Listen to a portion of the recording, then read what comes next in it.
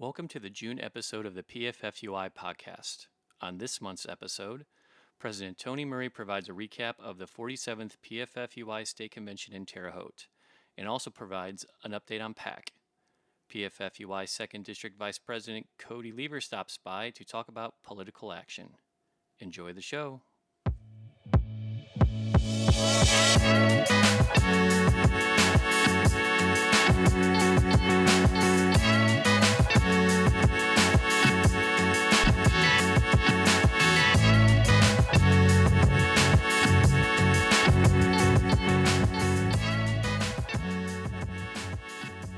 Hello and welcome to the June episode of the PFFUI podcast. My name is Eric Schoib, and I'm joined today by President Tony Murray. We have just wrapped the 47th PFFUI State Convention in Terre Haute that was held on May 23rd through May 26th. I think PFFUI staff and leadership can say that the convention was very well attended and that President Bob Malone and the Brothers of Local 758 did a fantastic job of hosting. Tony, what were some highlights from Terre Haute? Well, first of all, I think you mentioned it exactly correct. We were very happy to be in Terre Haute, and President Malone, his entire executive board, really his entire membership, and the entire department really rolled out the red carpet in a way that I think our delegates are being sort of accustomed to. They pulled out all the stops. They had great social events, starting with a golf outing that was very well planned, orchestrated. We had great weather. It couldn't have been any better. We had great weather the whole week, which I think really helps us to have successful outdoor events. But we had just about 200 delegates, alternates, guests for our 2.5-day convention. You know, we meet annually to discuss and chart the path of the PFFUI for the next year. We were able to cover 4 resolutions, which really talked specifically address, sort of the operational issues and codifying those into policy or our constitution and bylaws for how the organization is run and, some of those details. And I think one of the major resolutions that the delegates passed unanimously was bestowing upon my predecessor, Tom Hannafy, the former president of the PFFUI. They bestowed the emeritus status, well-deserved for Tom, and I think that was a great piece of business. And he even got some accolades and a fire helmet, which he was very happy to have. And I do know this for the Mishawaka brothers and sisters that presented him with that. It is displayed in his house. Very good. Well, that's great. Well, and I know everyone that I talked to had a great time, and really Terre Haute has set the bar moving forward. I believe that's true, and they had a great convention center space. It's new, and the PFFUI was actually the first organization to pen a contract while that vision was under construction. So that was a great benefit for us, and something that we can say that we were the first at.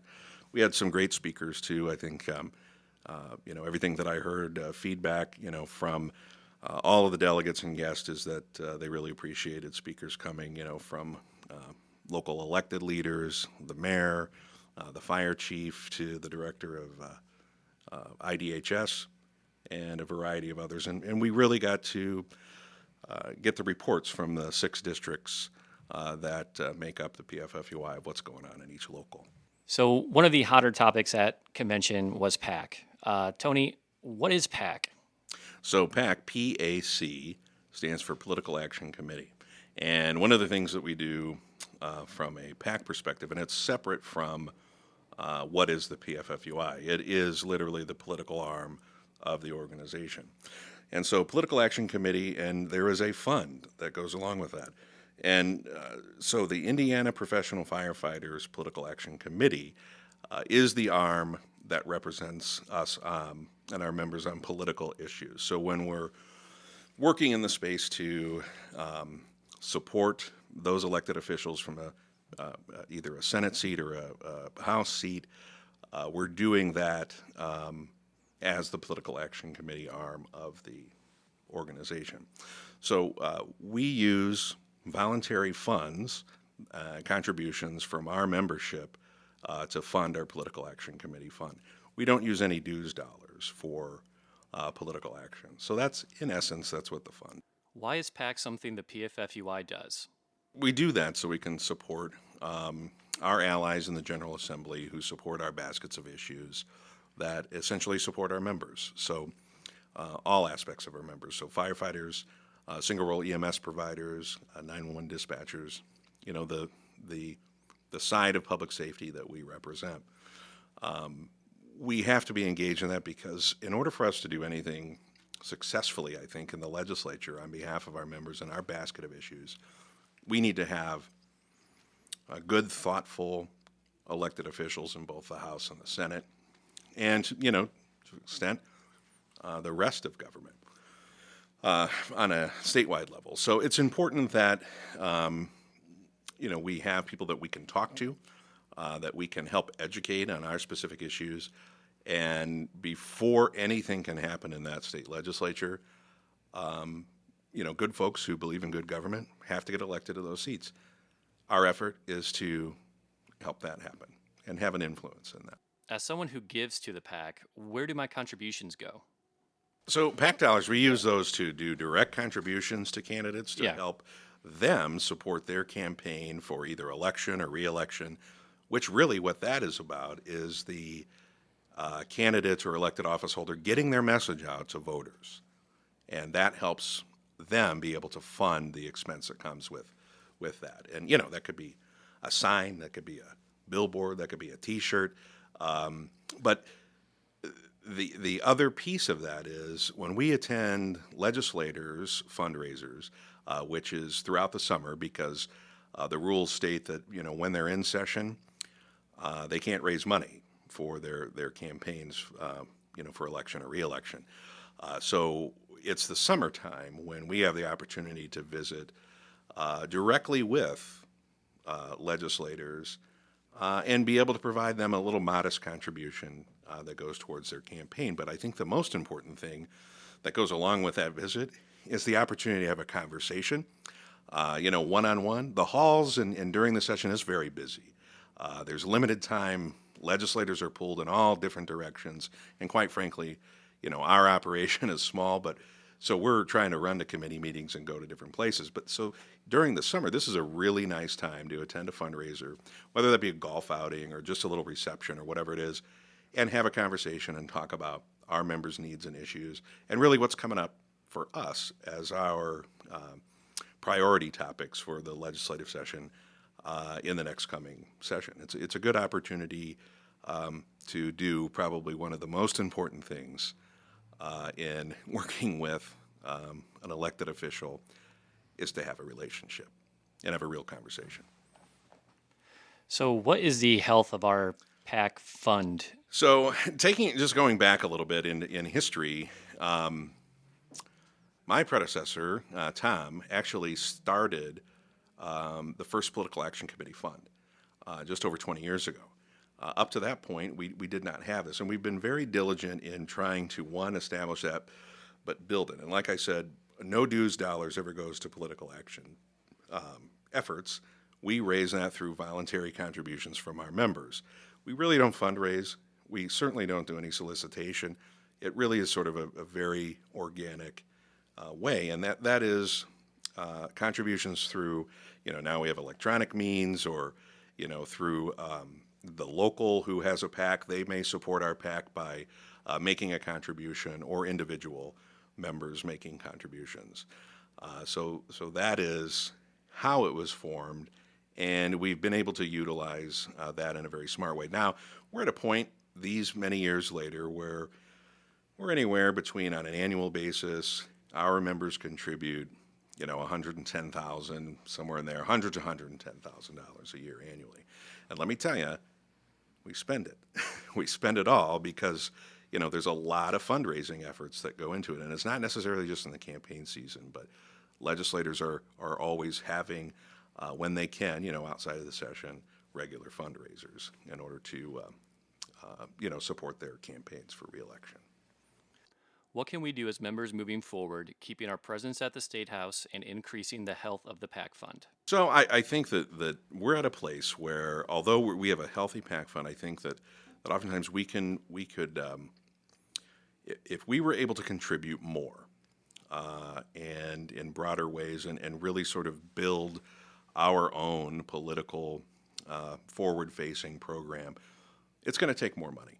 And the things that we try to work on, when our members sort of think about, well, what's important to them? Well, the retirement and disability system, the 1977 fund or the 1937 fund is very important because it takes care of, if the worst should happen, a member is completely disabled, on this job or God forbid loses their life, that pension fund is established to help that member or help those survivors. But also, after a full career, our fund exists to provide a reasonable retirement, a respectable retirement, so that after decades of service to communities, our members can retire with dignity. And that is all really controlled by the legislature in terms of what those benefits look like. And if we want to enhance or increase the retirement benefit, we have to do that work through the legislature, the General Assembly, along with the agencies, the Indiana Public Retirement Fund, certainly as well. But given the idea, and I know this is a little protracted, but given the idea that 150 elected legislators really are the fiduciaries and control the model of our pension and disability system, we have to be engaged in that process. And part of that is getting reasonable people who are interested in good government, and this is part of good government, in those positions, for then they can help us do our work in terms of maybe we want to increase the retirement benefit. Maybe we want to think about increasing drop from 3 years to 5 years. We have to have those relationships and work within that structure of the General Assembly to make those things happen. So, and all of this is driven by political action. I mean, and I get it. A lot of our members are not necessarily thrilled or engaged with politics or the political system, but it really is a necessary piece of our work, whether it's on the state level or on the local level in a city or town. And it's often been said, maybe ad nauseum, but every decision that's made that affects our members, even on a local level, is made by an elected person or somebody that's appointed by an elected person. So I think this is the perfect time to talk about the Double the PAC project. Oh, I'm glad you mentioned that, Yeah. Eric. That's Double the PAC project. Yeah. So although we have a healthy PAC fund, we can always do better and we can always do more if we have just everybody giving a little bit more, right? So the idea here is we want to double the PAC. So we want to go from 110,000 to, let's say that I think a reasonable goal is $250,000 a year, $250,000 to help support our efforts on the political side of our organization. So how can we give more or increase our contribution to the PAC? Right. So I think this is a good time to say we want to invest in our political programming a little bit more. And through the course of my last year as leading the PFFUI, and even before that, I started to look at what do we need to do organizationally to help us achieve our goals. And one of those things is to create roles and responsibility for somebody to act as a political director and do those roles. So as I mentioned at the convention and through conversations, I've decided that we're going to assign those roles and that work to Cody Leever, who is currently the 2nd District Vice President on the executive board.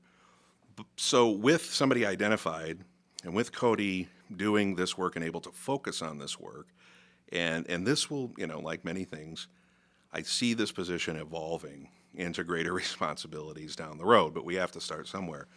But the main focus for this, starting this summer of 2023 and going into next year, is to really focus on how we can double the voluntary contributions that we receive. But we're going to be out talking about this in locals, and talking about what we do, but also giving a fresh approach, I think, to providing a little bit of a handout of what we do.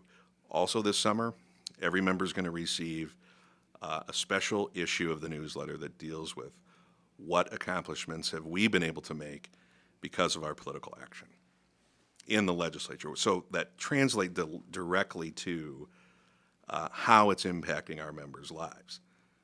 And that's a full summary of what we've been able to do in this last session of the General Assembly, but also taking a look back even a decade and a little bit more beyond of what we've done. And that's all really facilitated by our political action opportunities. I think this is a great time to introduce our guest today, PFFUI 2nd District Vice President and Anderson Firefighters Local 1262 President, Cody Leever. Cody, welcome to the PFFUI podcast. Thank you, brother. Thank you, President Murray. Thanks for having me. It's great to be here. So, Cody, why don't you tell us a bit about your background? Absolutely. Anderson firefighter for a little over 16 years. I've been local president for well over a decade now. I got my start as local president under a pretty hostile administration who had laid off, closed some stations down, closed some trucks down, wanted to do more. More than likely, we're going to do away with our ambulance service, cut after cut after cut. So we had to get political. We did not have a PAC at the time when I took over local president. So we had to use our resources, and every resource that was available to us, we did use, including the International Political Training Academy. We started the PAC. We leaned on other locals, leadership from the IFF, leadership from the PFFUI, and we had a couple years to get after it before the 2015 municipal election, and we put a plan together. We took everything that we learned from the PTA, and we did it. We get boots on the ground. We did a major absentee drive, and we ended up winning the election, got our candidate elected, beat an incumbent mayor by 400 votes. And our guys went out and collected 700 absentees themselves. It was an incredible effort. It was, at the time, I hadn't heard of an absentee drive the way that we did. So we're very proud of that. We continue to do that year after year, municipal election after municipal election. And since then, since we got a friendly administration in, we've been able to go out and be one of those resources for other locals.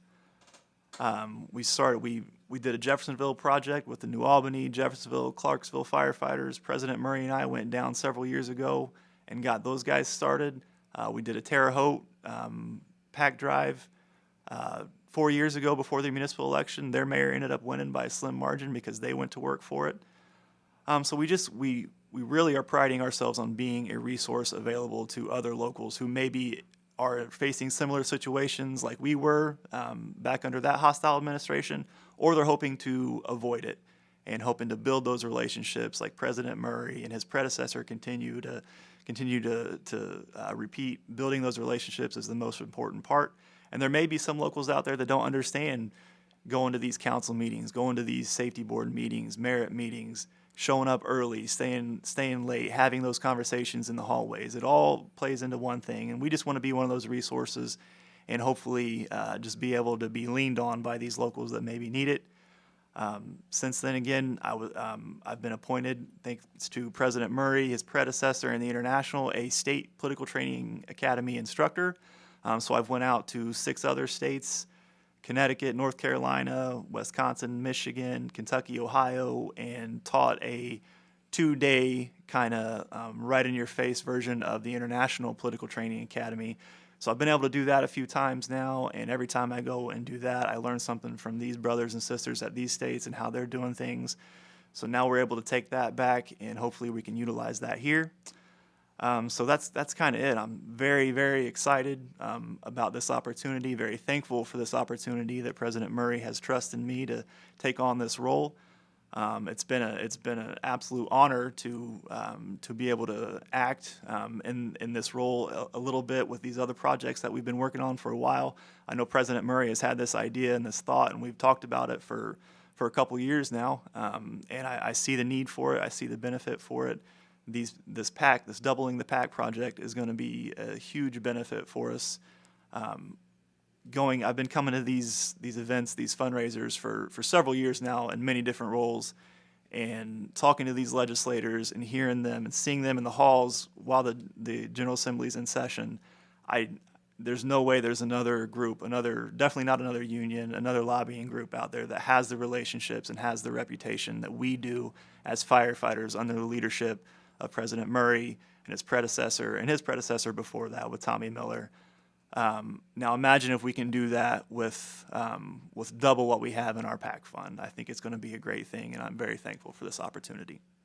So how is this role as political director going to help the PFFUI address the scope of the efforts with the overall doubling the PAC project?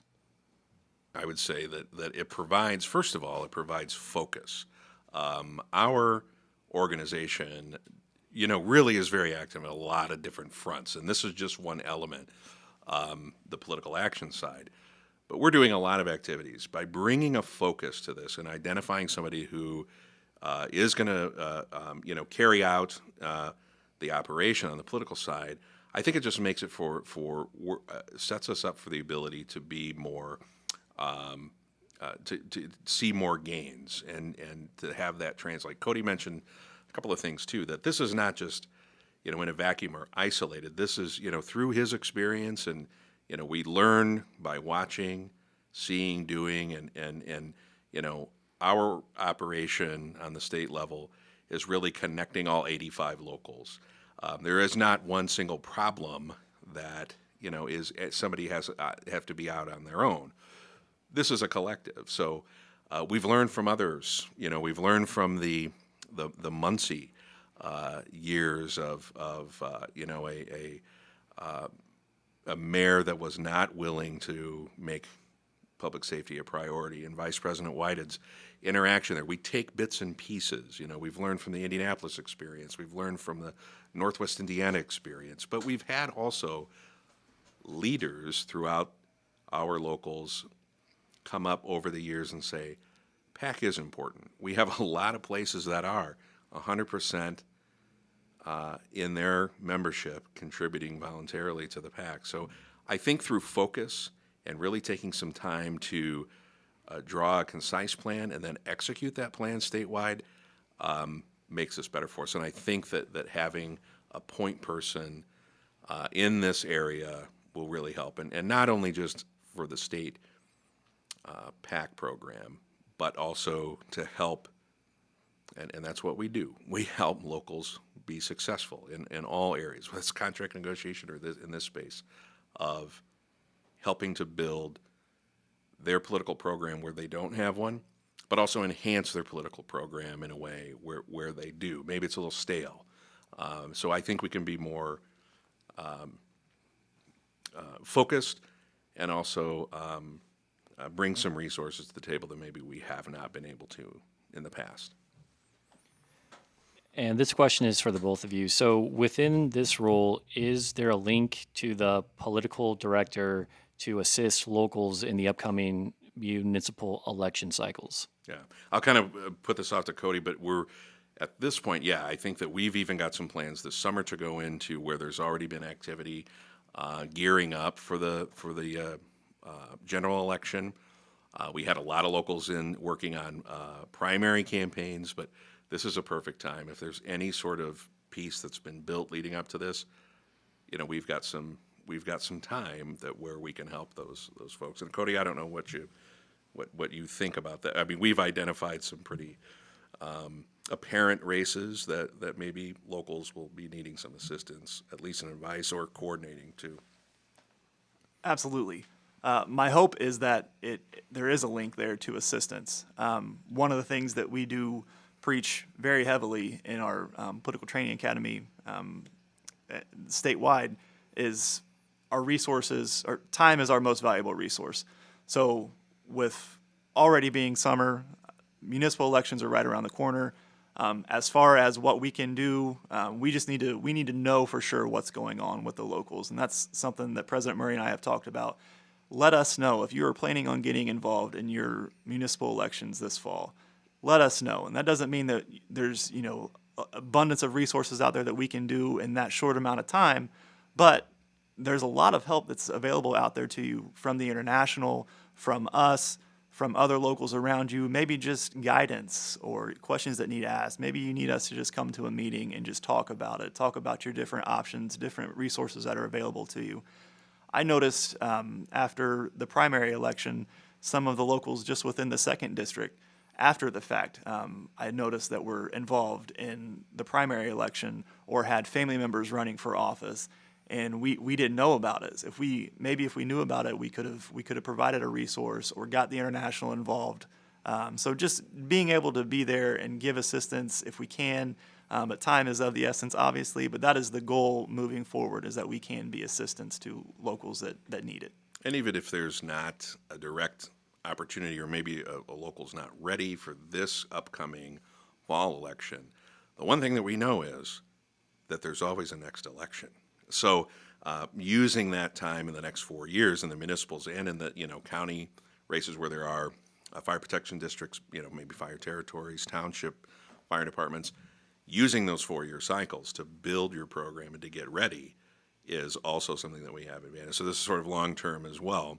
And also something to keep in mind, we're already working on next year, 2024, where, from the state perspective, we've got 25 Senate seats that are up for election, and all 100 state house seats are up for reelection. So we're already working on that towards next year. And just a little anecdotal thing, in last year's general election, the PFFUI PAC was involved in 67 House and Senate races, and we were successful in 65 of them, meaning our endorsed candidates returned to the State House or were elected to go to the State House. So, yeah. Absolutely. As we talk about resources that will be made available to locals, why don't we talk about Spring 2024 and the PFFUI Training Academy and the Communications Training Academy? So Cody's we send Cody with a great amount of support to help tell the Indiana story in that appointed position through the IFF, to be one of those instructors in the Political Training Academy cadre that the IFF does. And he does a great job communicating that message, bringing the sort of Hoosier experience to the states that he visits. And he's talking to, union leaders, local union leaders in those states. We have submitted our request for an IFF State Political Training Academy for 2024. So we are planning that now for the spring. We were one of the first states to actually host this, at the time, new program about 4 years ago into Indiana. So we're looking at March timeframe, and this would be something that the IFF would come in and deliver. We anticipate that Cody will be one of the instructors as well, and a team up with some others, members of that instructor cadre, to teach, from the playbook that Cody and I really both learned from, the same playbook, to teach that playbook to others and to get people ready for that. And it would be a 2-day program. And alongside of that, anecdotally, as our communications director, Eric, you're going to be heavily involved in this. We're going to run a PFFUI Communications Training Academy alongside of that, with at the same time as the Political Training Academy, for a different group of students. But actually, the interesting thing is communicating our message of what our members do goes hand in hand with political action when it comes around to the election season, and having those conversations with elected leaders. So look for that spring, March timeframe, 2024. Wonderful. Mark your calendars now. Do it. And we'll make sure that we're going to be communicating with local presidents to say, who in your local takes care of this, or would you like to take care of this? Maybe it's the local president. Some places, maybe it's not. Maybe it's somebody else that's going to focus on, there's just their grassroots political action committee, and what that looks like. I think, Cody's been teaching. I don't know if you want to sort of give a preview of what a day looks like in the Political Training Academy. Yeah, absolutely. So the program itself, so I think we were actually the first 5 years ago, 2019, to host the state PTA. You're right. I didn't want to boast. I did I not want to think boast. we were the first. okay. Boast It's about okay it, to brother. boast. You now, said then. it, so okay. It's Boast okay. about it. He's right. So we were the first. So we're 5 years later now. The program is just been redeveloped. So I think Arkansas, another southern state maybe is getting the brand new program first. So we're going to kind of be up at the front of that as well. So Did you have a hand in that? we did, in yeah. helping put that together? Brother Blue, Chris Bartley, former Kentucky Secretary Treasurer, now he's out in D.C. the IFF political department. So he's kind of over all of us instructors. I think there's only 10 or 12 of us left now. But they sent out any suggestions that we had or any thoughts that we had on the current program, the way it was made up, and then they went through the education department and they've kind of revamped it.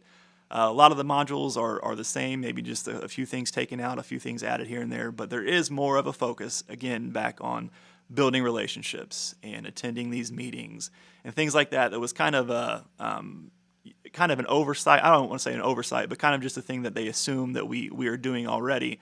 Well, now that we're getting down and we're breaking it down into these states, they want to really focus on that and really drive that home on building the relationships and getting that started before you move into actual running campaigns. So the previous PTA, both international and state, was all about running campaigns, running successful campaigns either for a candidate or yourself.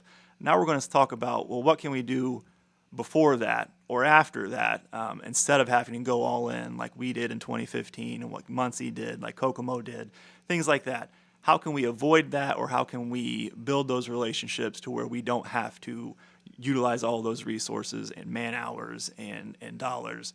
Let's build those relationships. Let's get that political ground game started first, and then we'll focus on a campaign later on down the line. So I'm excited about it. We haven't even seen the new program yet as instructors. So I think it's going to be great. I think we're going to get a lot out of it, and I'm excited to see who gets selected, and who wants to come and learn. It is a pretty grueling 2 days. A lot of our things, you're coming in the morning, you have lunch, and then there's something. This is 8 a.m. start time and 5 p.m. end time in the evening for 2 full days. So it's not your normal educational seminar. It is kind of grueling, but it's well worth it, in my opinion. It's pretty comprehensive, and I think really for those that are listening and maybe thinking about either themselves maybe attending this because it's a good fit for them, or somebody that they know in the firehouse, whatever. It is comprehensive, but it also I think it's very intentionally done. That this is sort of a plug and play for what you need, and is not necessarily, it's designed purposefully for not a one-size-fits-all, but you can take components of that. And I guess what I'm suggesting is members and locals should not be intimidated by, well, we're not a very big local, or, we don't, whatever it is.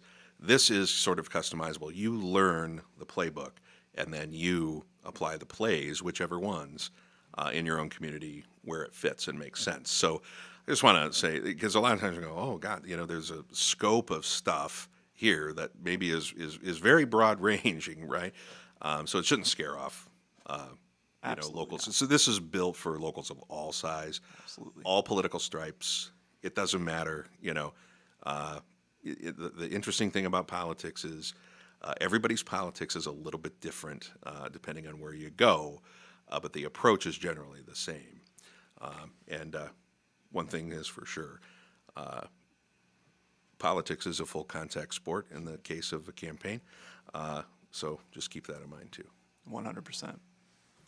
All right, so be on the lookout for dates and location for the Spring Communications Training Academy and Political Training Academy hosted by the PFFUI. Yeah. And I would also say, be on the lookout. We're going to be around in union meetings around the state talking about doubling the PAC project and how people can get involved in that. All right. And before we get out of here, we have an event coming up this summer on September 7th here in Indianapolis. We have a educational session along with our annual Fallen Firefighters Remembrance Ceremony. Tony, do you have any more information on that upcoming event? The workshop is scheduled for late morning through late afternoon, and then we'll break and do the Fallen Firefighter Annual Remembrance Ceremony. Well, we'll be adding our line of duty death to the memorial and holding a short ceremony to commemorate that memory of everybody that's on that wall. But this year's topic for this fall workshop is all about merit systems. As we've talked about on this podcast before, we had a legislative victory in that it's easier now for fire departments, territories, and districts to have a merit system if they don't already have one. So we're going to be bringing in some experts to talk about the existing law and now the changes that are affecting this law on merit systems. So it's going to be a pretty detailed analysis of what the law means and how it's going to be applied in the next year or two, and what locals need to know. Great. Well, mark those calendars again for September 7th here in Indianapolis, and be on the lookout for more information. Before we wrap, I just want to say thanks to Eric. This is always, I get a lot of feedback, and just last night, a couple of members in the course of an evening mentioned the podcast, and even on my way here, I had another mention. So people are listening, I think, and I hope there's a value to it. So thanks for the work that you do to put this together. Thanks, Cody, for being here, and I think that I know I'm excited about what the future has in store for the PFFUI and our locals around the state as it applies to enhancing our political action program. So I'm excited. I'm glad that you agreed to sign on to this. Yes, sir. Thanks for having me. Thanks for doing this. And thank you, brother, for all the work that you do as communications director. You do a fine job. Oh, well, it's very nice of both of you to say thank you very much. I would say that the good work that our members do across the state of Indiana, as well as you, President Murray, and you, DVP Leever, really make my job easy. Promoting the good work that our professional firefighters, paramedics, and 911 telecommunicators do every day really make my job easy. So thank you all.